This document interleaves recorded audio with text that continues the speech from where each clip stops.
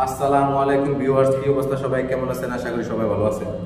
আজকে আপনাদেরকে দেখাবো কিভাবে EMT5 এর 90 বানাতে হয়। তো এই যে আমার ব্যান্ডার 1 ইঞ্চি ব্যান্ডার, পাইপ রয়েছে 1 ইঞ্চি। তো 1 ইঞ্চি ব্যান্ডার এই যে ফাইবার যে লাশ মাথাটা আছে, এই জায়গাটা বরাবর মার্কিং করে রাখবেন নিজের সুবিধার্থে।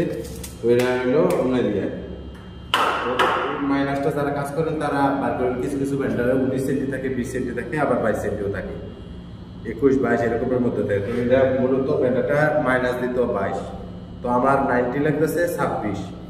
তো এখন আপনার এই 26 থেকে আমার 19 সেন্টি মাইনাস দিতে দিত, তো থাকতেছে আপনার 7 সেন্টি। তাইলে আপনি বরাবর 26 সেন্টি পাইবেন।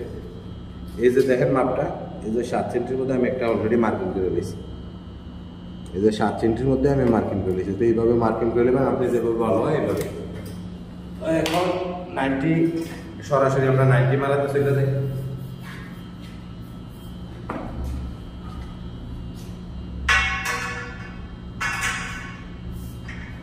তো এই যে আপনারা বলছিলাম, দেখেন এদিকে আসেন, দেখেন এটা এই যে আপনারা সর্বপ্রথম বলছিলাম যে এই যে মার্কিনটা দিছি, এই মার্কিন আর ফাইবার মার্কিন আপনারা একসাথে মিলাইবেন। এই যে একসাথে মিলাইলাম বরাবর। তো এখন আমরা কন্টিনিউ 5 এক্সপ্রেশনে এনার্জি বানাই নেব।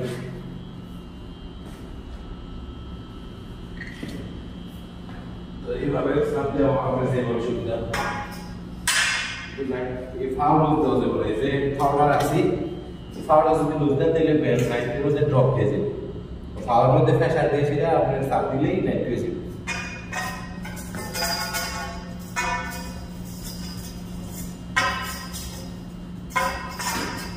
অলরেডি 90 হয়ে গেছে। এখন মাত্র আপনাদের দেখেন, এই যে অলরেডি 90 হয়ে গেছে। দেখেন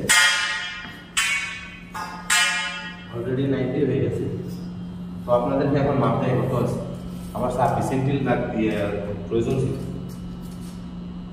এই যে 26,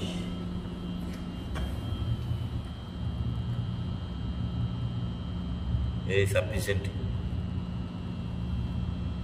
তো আপনারা এইভাবে 90 এই নিয়ম ফলো করলে আশা করি আপনারা 90 করতে পারবেন। তো আশা করি আপনারা উপকৃত হয়েছেন। যদি উপকৃত হয়ে থাকেন তাহলে আমার চ্যানেলটা সাবস্ক্রাইব করুন। ওকে, বাই, টাটা।